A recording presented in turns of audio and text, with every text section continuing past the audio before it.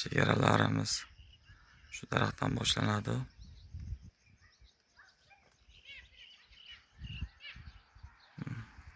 Mana shu uylarda o'tgacha. Bu yoqdan bu daraxtda. Mana shu daraxtdan boshlanib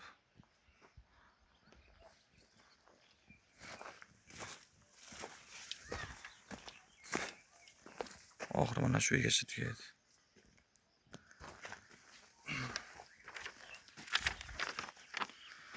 Ushbu loyiha Asakabank hamkorligida viloyat Qashqadaryo viloyati Kitob tumani Parchakin MFI 216-sonli konturda amalga oshirilmoqda.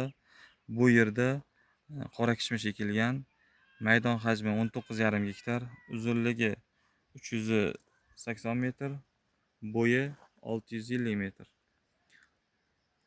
Bu yerdagi ekinlar zamonaviy usullar bilan parvarishlanmoqda. Hozirda ekinlar gullamoqda. Gullash holatida. Ekinlarni yetishtirish 100 kun davom etadi. Yetishtirilish jarayonida sug'oriladi. Tabiiy va mineral o'g'itlar bilan oziqlantiriladi.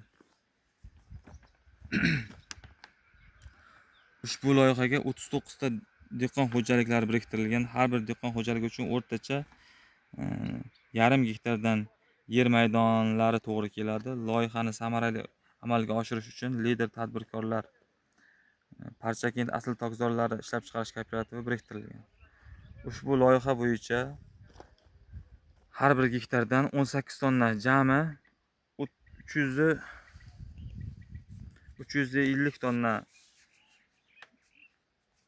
hosil olish rejalashtirilgan. Mazkur ekin yig'ishtirilib olingandan so'ng